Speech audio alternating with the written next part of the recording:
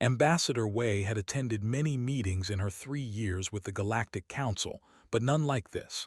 The chamber buzzed with urgent voices, translators working overtime as dozens of species spoke at once. On the massive viewing screen, a planet burned, not with fire but with ships, thousands of them blotting out the sun. "They will fall within 4 days," announced the Chancellor, his ancient voice steady despite the catastrophe unfolding before them all. "We have calculated evacuation capacity. With all available civilian transports, we can save approximately 40% of the population." Wei felt her stomach drop. She looked at the numbers scrolling across her. 1.2 billion lived on that world. 40% meant saving fewer than 500 million. The rest would die. "What about military intervention?" asked the representative, her scales shifting colors with distress. "The swarm outnumbers any force we could assemble in time," replied the Chancellor. "Military action would only add our dead to theirs. The mathematics are clear. We evacuate who we can and withdraw." Around the chamber, heads nodded. Some representatives looked sad, others looked resigned, all looked accepting. This was how things worked in the galaxy. Sometimes species died. It was tragic but inevitable. You saved who you could and moved on. Wei stood up, her hands were shaking. "Earth commits its full defense fleet to hold the line at Prime." The chamber fell silent. Every eye turned to her. The Chancellor's expression shifted to something she couldn't quite read. "Ambassador," he said slowly, "perhaps you misunderstand. The swarm is not a force that can be defeated. Your fleet would be destroyed." "I understand perfectly," Wei replied. "We hold them as long as we can. Every hour we buy means more get out alive." "You have no treaty obligations to the," pointed out the representative, his tone suspicious. "No strategic interests, no historical ties. Why would you sacrifice your military for them?" Wei looked at him directly. "Because they need help. Isn't that reason enough?" Within 6 hours, Admiral Torres received her orders. Within 12 hours, every combat-capable human ship in 3 sectors was burning toward Prime at maximum speed. By the time they arrived, the swarm had already begun its assault. The defense force, small and unprepared for war, was being torn apart. Torres stood on the bridge of the UESS Indomitable and watched her tactical display fill with red markers. Each one represented a ship. There were so many they overlapped, creating solid blocks of crimson across her screen. A junior officer ran the numbers and went pale. "Admiral, we're outnumbered 11-1. "Then we'll have to be clever," Torres replied calmly. She opened a channel to the fleet. "All ships, this is Admiral Torres. Our mission is simple. We hold for 72 hours. That's how long it takes to evacuate every civilian on that planet. Not some of them, not most of them, all of them, every mother, every child, every old man who's lived his whole life under that sun. They all get out. We stay until they do." She paused, looking at the faces of her bridge crew. They were young. So many of them were so young. "I won't lie to you. Most of us won't see home again. But those people down there will see tomorrow. That's worth it. That has to be worth it." Across the fleet, 3,000 captains made their peace with what was coming. They weren't the largest fleet humanity had ever assembled. They weren't the most powerful, but they were enough. They had to be enough. The battle began at 400 station time. The human fleet formed a defensive sphere around Prime, every ship locked into overlapping fields of fire. They came at them like a wave of darkness, organic ships that writhed and twisted through space. They didn't use weapons humanity recognized. They simply crashed into their targets and tore them apart. Torres watched the first human ships die. The destroyer Adamant, the frigate Constellation, the carrier Valiant. Each loss cut her, but she couldn't stop. She couldn't hesitate. She rerouted surviving ships to cover the gaps, called for medical shuttles to retrieve escape pods, kept the line intact. On the surface, they watched the sky turn into of death. They didn't understand. The humans had arrived out of nowhere, throwing themselves into certain doom. Why? They had nothing to offer them. No ancient technology, no rare resources, no political advantage. They were farmers and artists and teachers. They had never been important to anyone. But they were important enough for this. The evacuation transports worked without pause, packing in as many as possible. Children clutched toys and parents. Elders moved slowly, helped by younger hands. Everyone was polite, orderly, grateful beyond words. Above them, humans were dying by the thousands to buy them these minutes. At 48 hours, Tors had lost half her fleet. They kept coming, endless and hungry. She ordered the remaining carriers to launch all fighters, then rigged the empty carriers to self-destruct in the path. Each explosion cleared space for a few more minutes. Each minute meant more transports could leave. At 60 hours, she was down to 300 ships. The evacuation was 92% complete, almost there, just a little longer. At 71 hours, the last civilian transport cleared orbital space. Tors received the confirmation and felt something release in her chest. They'd done it. Every single one. 1.2 billion souls saved. She had 40 ships left. All ships, she transmitted, her voice steady. The evacuation is complete. Mission accomplished. You are ordered to withdraw immediately. Get home. Tell them we did it.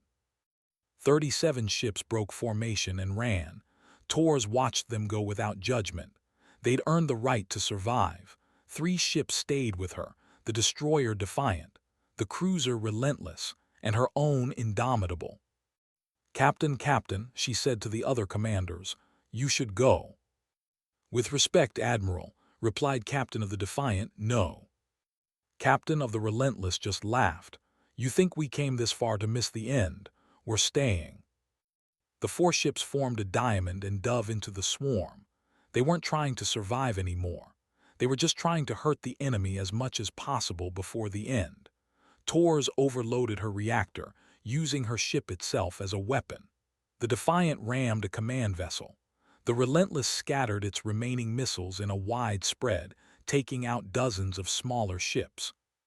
At 73 hours and 16 minutes, Admiral Tors recorded her final message. Behind her, alarms screamed. Her ship was coming apart. Hull breaches on every deck. Life support failing. But she sat calmly in her captain's chair and looked into the camera. To anyone watching this, we held the line, every made it out. That's all that matters. It was an honor to serve with the finest crews in human history. Tell our families we died well. Tell them it meant something. The transmission ended. 5 minutes later, the Indomitable exploded, taking a dozen ships with it. In the Galactic Council chambers, the representatives watched the last human signal disappear. The silence stretched for nearly a minute. Wei sat with tears running down her face, not bothering to hide them.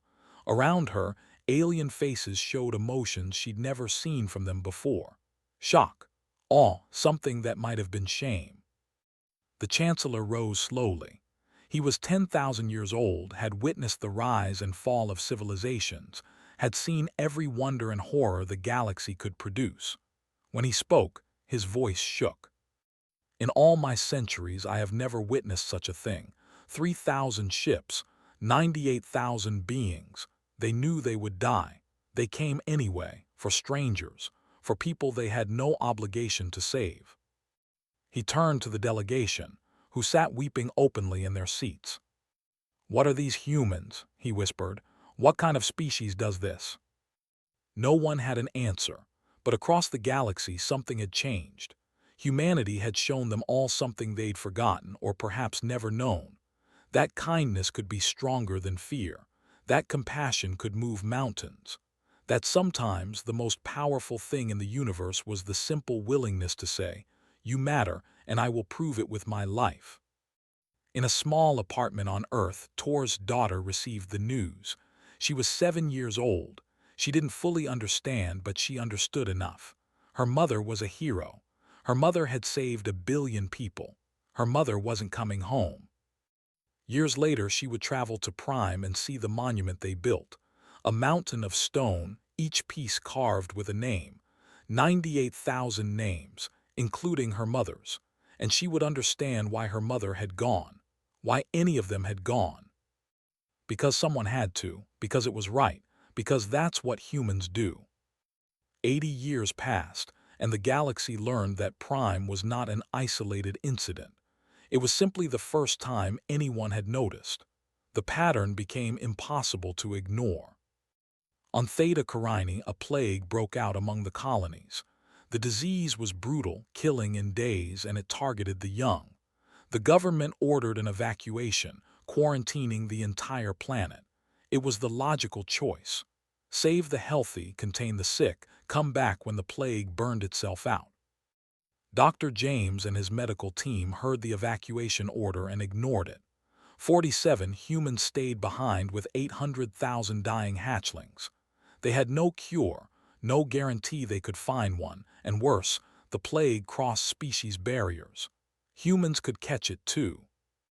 Knew the risks. His entire team knew the risks. They stayed anyway. For 6 weeks they worked in hermetically sealed labs racing against death. One by one, team members fell ill. They kept working until they couldn't stand, then dictated their notes from quarantine beds. Himself caught the plague on day 38.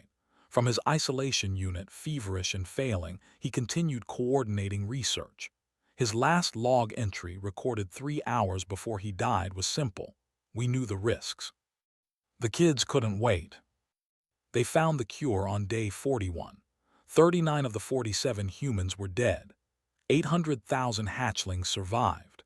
The people declared a day of mourning for the humans, something they had never done for another species. They erected statues in every city of their world, showing humans in medical gear, arms outstretched toward children. 2 years later, a solar flare threatened Helios Station, a multi-species research facility studying stellar phenomena. The flare was larger than predicted, and the station's shielding couldn't handle it. Evacuation shuttles could save everyone, but the reactor cores had to be sealed manually or the station would explode, taking the shuttles with it. The reactor room was flooding with radiation. Anyone who went in would receive a lethal dose within minutes.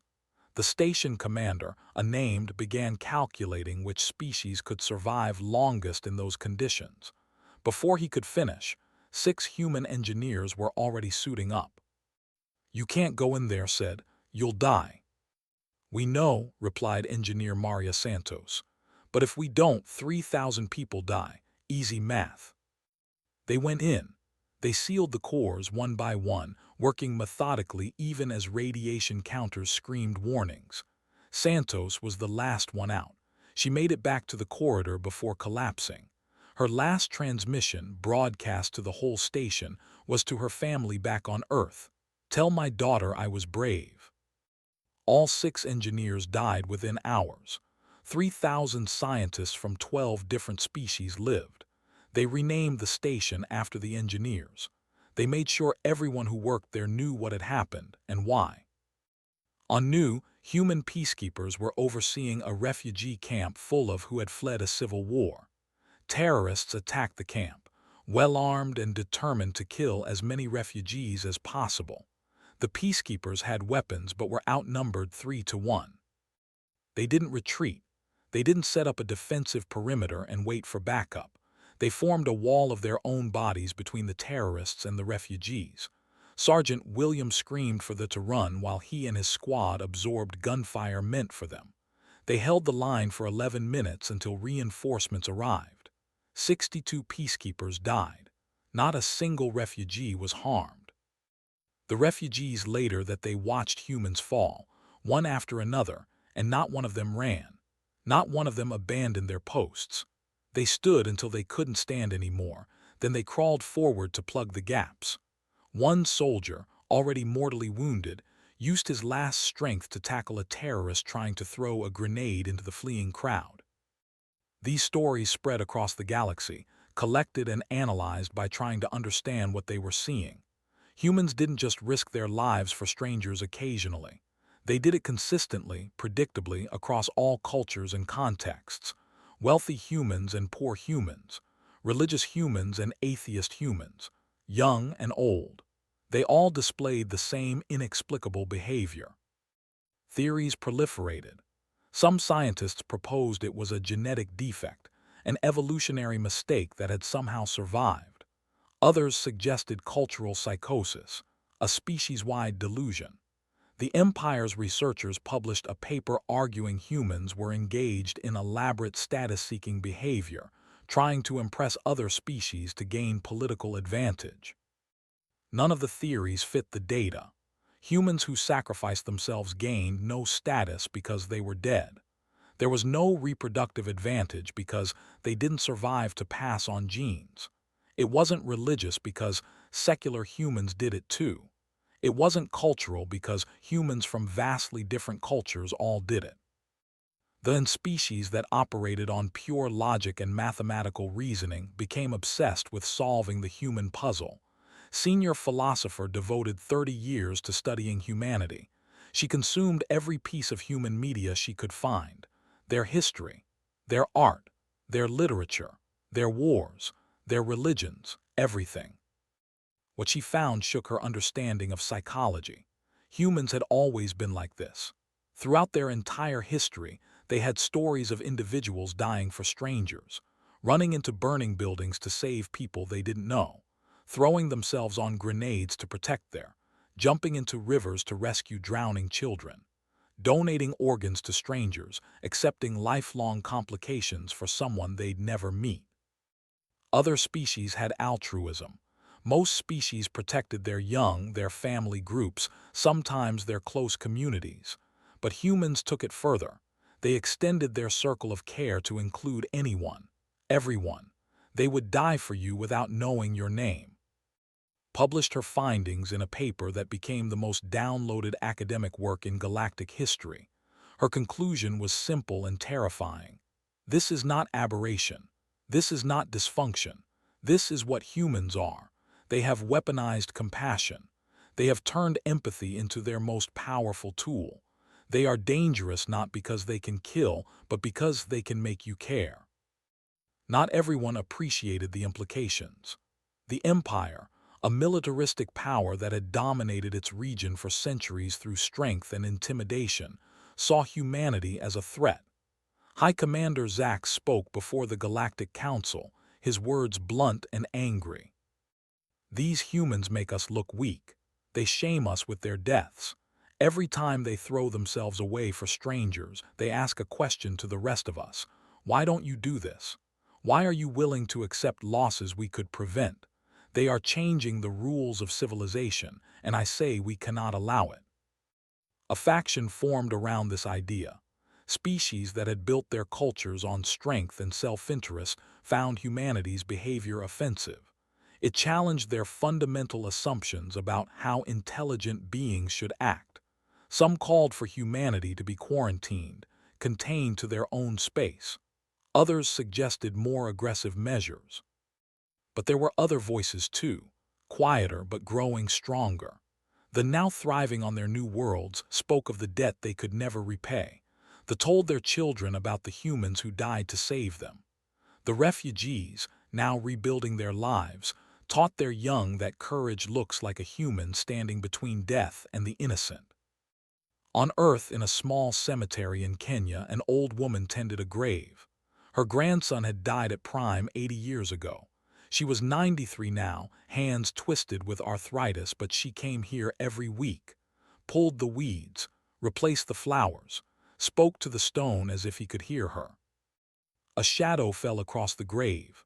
The old woman looked up to see a family of standing there, 3 generations, grandparents with silver fur, parents in their prime, children barely chest-high, eyes wide with wonder at their first visit to the human. "Excuse me," said the grandmother in careful, practiced English. "Is this the grave of Michael?" "My grandson," the old woman replied. "Did you know him?"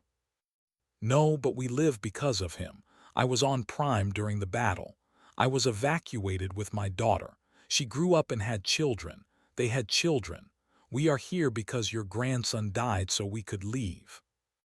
The grandmother knelt and placed flowers on the grave. Flowers from new colors Earth had never seen. The rest of the family followed, each adding their own. "Why?" asked the old woman, tears in her eyes. "You didn't know him. Why did you come all this way?"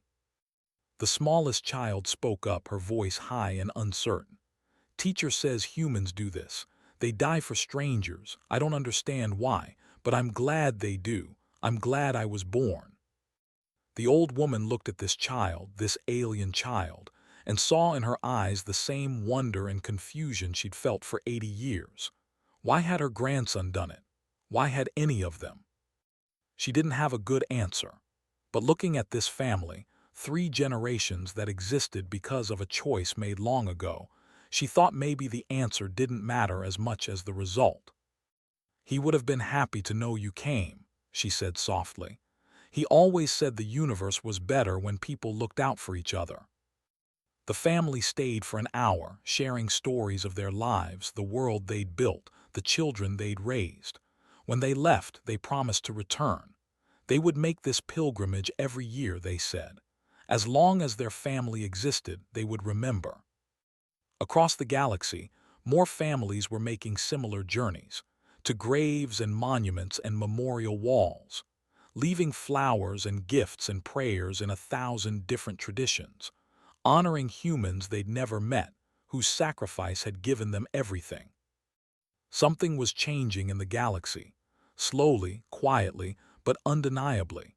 Humanity had asked a question with their deaths, and more species were starting to wonder if they could find their own answer. The crisis came in 2251, 94 years after Prime. By then, humanity was an established presence in the galaxy, respected and feared in equal measure.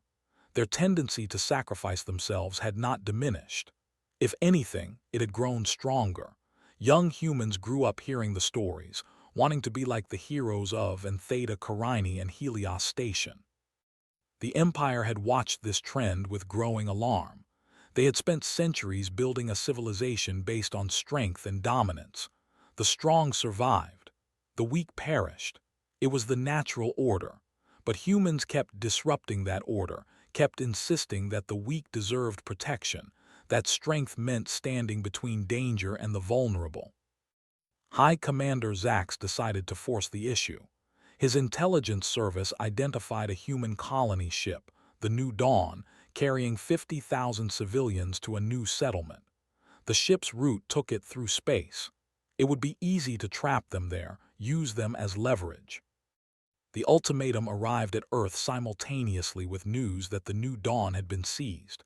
President read the demands with a sinking heart.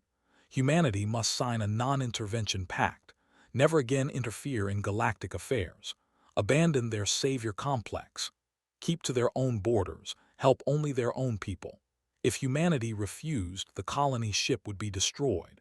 50,000 lives for humanity's promise to stop caring about strangers. The cabinet meeting lasted 12 hours. Arguments flew across the table, passionate and desperate. Some advocated for signing. 50,000 lives were too many to sacrifice for pride. Others refused to be blackmailed, insisted that giving in would only invite more hostage situations. President listened to them all and felt the weight of the universe on her shoulders. Then reports started coming in that changed everything. They had moved their fleet to the border, every ship they had. Then the joined them. Then the... Within hours, 47 different species, many of them historical rivals, were converging on space. The message they sent was identical, translated into "Release the humans or face us all." The Chancellor, now 11,000 years old, broadcast on all frequencies. His message reached every ship, every station, every inhabited world in the galaxy. "High Commander Zax, you have made a grave mistake. You thought to isolate humanity to prove they were alone in their madness, but you have forgotten what they taught us. For 10,000 years before humans arrived, we species coexisted in the galaxy. We traded, we negotiated, sometimes we fought, but we never truly cared for one another. We accepted that as the nature of the universe. Species look out for themselves. It was obvious, it was logical." The Chancellor paused, and when he spoke again, His voice carried an emotion that shook listeners across the galaxy. Then humans arrived and showed us we were wrong. They died for us. They bled for us. They gave everything for us, expecting nothing in return. They exist because humans chose to die for them. The children grew up because humans chose to die for them. Refugees live free because humans chose to die for them.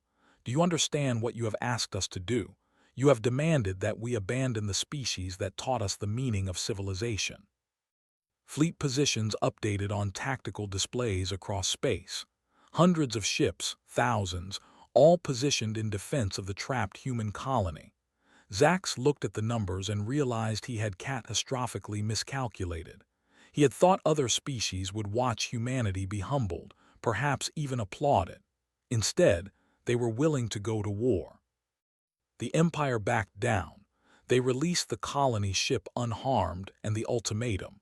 Zax was removed from command in disgrace, but the incident had revealed something profound. Humanity had changed the galaxy more than anyone had realized. 1 week later, the Galactic Council held an emergency session. The chamber was packed, representatives standing in the aisles. The Chancellor called for a vote on a proposal that had been drafted in the aftermath of the crisis. We propose the establishment of Universal Memorial Day. One day every standard year when all species, all worlds, all peoples of the galaxy pause to honor those humans who died for others. Not humans who died in their own wars or for their own causes, but specifically those who fell protecting, saving, or defending non-humans. The vote was unanimous. Every species in the Council, even those who had been skeptical of humanity, voted yes. It passed with a level of agreement that was unprecedented in galactic history. The first Universal Memorial Day was held at Prime, on the battlefield where it had all begun. They had spent 5 years constructing a monument there. It stood 300 meters tall, a human figure with arms outstretched, gender-neutral and peaceful. The statue was made from the melted remains of the 2,847 ships lost in the battle, metal that had been blasted and torn and ultimately transformed into something beautiful. The inscription, written in every language of the galaxy, read simply, "They were strangers, that was enough." Representatives from every council species came to the ceremony. They brought memorial stones, each one inscribed with names. They brought 2,847 stones, one for each ship. They brought 47, one for each human who died on Theta Carini. They brought 62 for the peacekeepers. The list went on and on. Each species placed their stones at the base of the monument. As the day progressed, the pile grew. It became a hill, then a mountain. 98,000 names at Prime alone. Hundreds of thousands more from other incidents, other sacrifices, other humans who had looked at strangers and decided they were worth dying for. President stood before the assembled galaxy and spoke. Her voice carried to billions watching on screens across thousands of worlds. You ask us why we do this, why we die for you. The truth is, we don't fully understand it ourselves. Our philosophers have debated it. Our scientists have studied it. We have no single answer that satisfies everyone. She looked out at the crowd. Humans standing beside species that had been strangers, now bound together by memory and sacrifice. Perhaps it's because we come from a world that was cruel to us, and we learned that cruelty must be answered with kindness, or it never ends. Perhaps it's because we spent so long alone in the universe that we cannot bear to see others suffer alone. Or perhaps it's simply because when we look at you, any of you, we see ourselves. We see beings who love, who fear, who hope. And that makes you worth dying for. The crowd was silent. On Earth, in the cemetery in Kenya, the old woman watched the ceremony on her screen. She was 98 now, had lived long enough to see her grandson's death mean something beyond grief. The family sat with her, as they had every year. They watched together as the camera panned across the monument, showing the mountain of memorial stones. On Prime, the ceremony concluded with a moment of silence. Billions of beings across the galaxy paused in their lives to remember humans they had never met, to honor deaths that had given them life, to acknowledge a debt that could never be repaid but would never be forgotten. As the sun set on Prime, two children approached the monument. A human girl, great-great-granddaughter of Admiral Torres. A boy, descended from refugees saved in the evacuation. They didn't know each other, had never spoken before this moment. But they each carried flowers. The human girl placed her flower at the base of the monument, touching the stone where her ancestor's name was carved. The boy placed his flower beside it. They looked at each other across the gap of species and culture and biology, and they smiled. Because they understood something the adults were still figuring out. They were different, yes. They came from different worlds, breathed different air, saw different colors, but they were also the same. They were children of a galaxy that had learned, finally, what family really meant. Not blood, not DNA, not shared history or species or planet. Just love, just the simple decision that someone else's life matters as much as your own, that strangers are just family you haven't saved yet. The camera pulled back, showing the monument standing tall against the stars, showing the mountain of stones at its base, showing the crowds of beings from 100 worlds standing together in the fading light, showing two children, human, and walking away from the monument hand in hand. The galaxy had changed. Humans had changed it, one death at a time, one sacrifice at a time, one moment of impossible courage at a time. They had asked a question that every species now struggled to answer. If they can do this for us, what can we do for each other? There was no going back. The old galaxy where species coexisted but never truly cared was gone. In its place was something new, something uncertain, something frightening in its implications. Something better. The monument stood as a reminder, as a challenge, as a promise. Humans would keep dying for strangers because that's what humans did. And maybe, slowly, other species would learn to do the same, not because they had to, not because it was logical, but because they had seen what was possible when beings chose love over fear, compassion over calculation, sacrifice over survival. The stars shone down on Prime and across the galaxy, a billion worlds remembered. They remembered the humans who died. They remembered why. And they tried in their own ways to be worthy of that gift. To live in a way that honored those deaths. To build a civilization where such sacrifices would eventually become unnecessary. Not because humans stopped caring, but because everyone learned to care together.